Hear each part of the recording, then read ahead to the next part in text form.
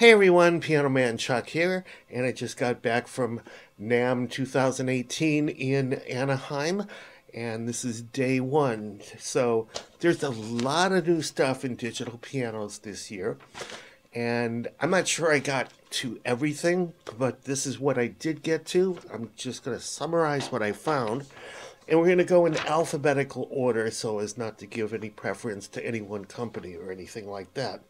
So we're going to start out with Casio, and basically I usually cover 88 key pianos, but here's a couple of exceptions, and Casio is one of them. They have this new model out called the CTX 700. Now this is a 61 key version, and this is what blows me away. The sound is great. Everything about it is great. It's got a built-in amp and speakers. It runs on AA penlight batteries. And it's $175. How cool is that? You gotta check it out. Go to CasioMusicGear.com and hunt down the CTX 700.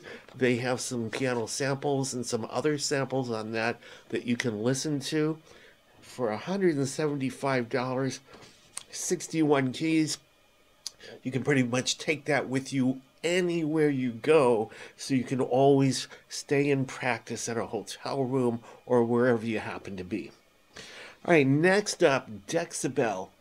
And DeckBella is, they're really, I can't even keep up with the amount of products they're releasing, and each one of those basically blows away the previous models they come up with. They are really doing a good job. But basically, they have 3 new models available. The DeckBella Vivo S9, which is basically a 68 key keyboard. It's a digital piano. And if you go to the website, they'll show you a video of some kid on a bicycle on his way to a gig with the S1 strapped to his back. So how cool is that? And like any of the DeckBella line, they all have the same sound engine. They all have unlimited polyphony, all that kind of stuff. So that's really cool. Also new for DeckBella is the DeckBella Vivo S9. Now, this is really cool. That's the newest one they have. It has motorized faders. It's got 9 faders on there. And it's got wood sides. And basically, it's got a brand new keyboard action to it. They were using FITAR in the past. And, it's got these little wood sides to it, so when you depress a key and you look at the adjacent key, you'll see wood there, and it's just there for show. But basically you would think that it's a FITAR TP40, but it's not. This is a brand new key action. It feels good, it plays good, it's more in line with the sounds that are coming out of the DeckBella, so it deserves a brand new key bed, and it's got it. All right. Those motorized faders are something else. So they have different scenes and memories. So you can go ahead and just push a button and you got to another scene that maybe you saved from a gig that you've done somewhere, and you go somewhere else and you've saved another scene, or maybe you're using it for organ stops or for EQ or for effects. They have multiple purposes for these sliders.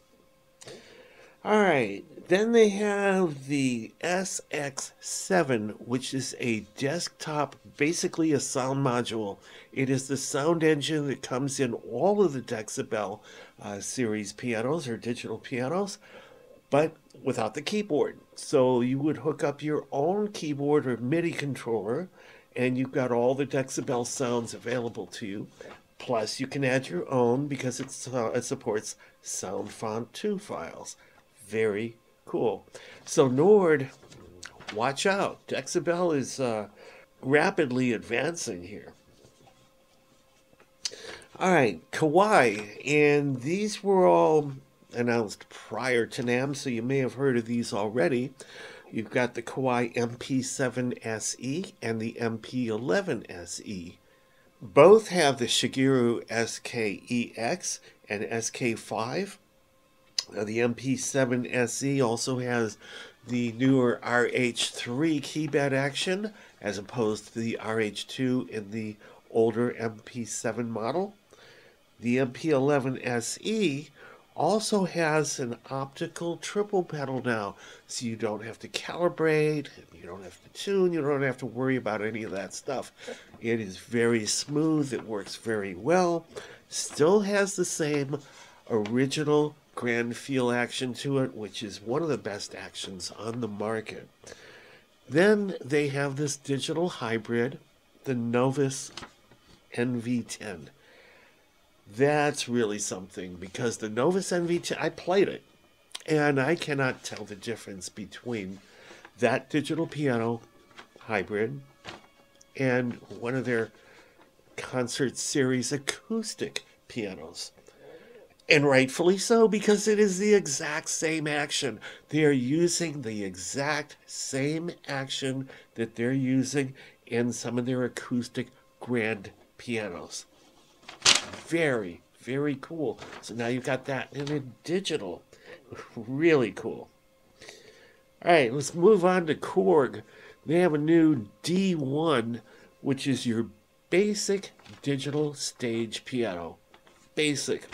It's got 30 sounds to it, but it's got some great sounding digital pianos to it as usual. It has their top of the line RH3 action to it.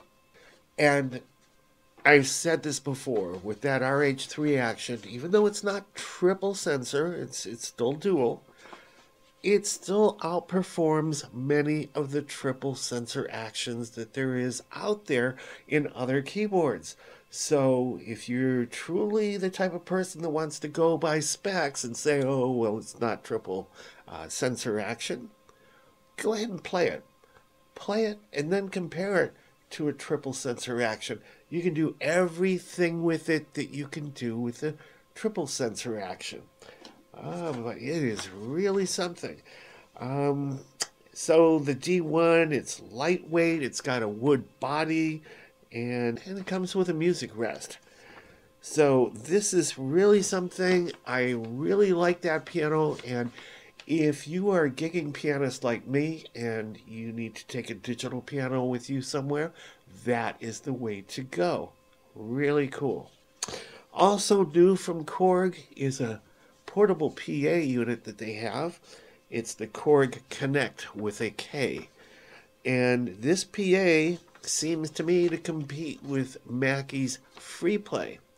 Even has an app that you can download onto your smartphone or tablet where you can control everything from that app. So while you're sitting there at your piano and you want to make some adjustments, and you've got your smartphone over here, you can go ahead and make those adjustments right there. Very cool. Moving on to Nord. The Nord Electro 6D, which really doesn't need any introduction, but it comes in a few different key varieties: 61 key, 73 key, and 73 key hammer action. And it's basically your standard Nord with emulations of vintage electromechanical pianos and acoustic instruments. And because it is Nord, you know the quality is there right away. Moving on to Studio Logic.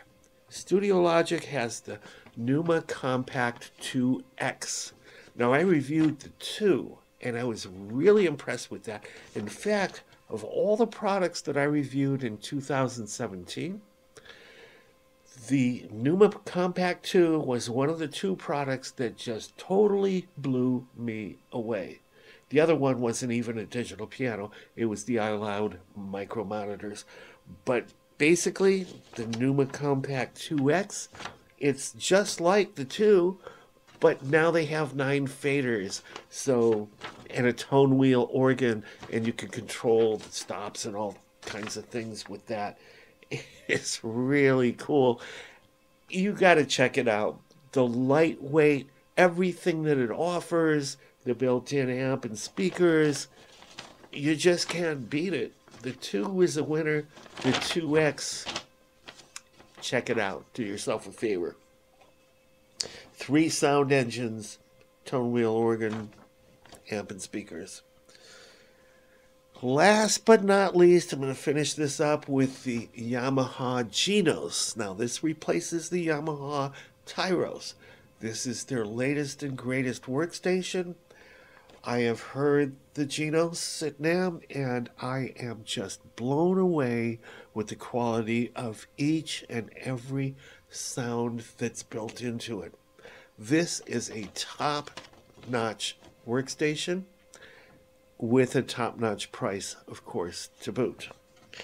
But basically, you got a 9-inch color touchscreen.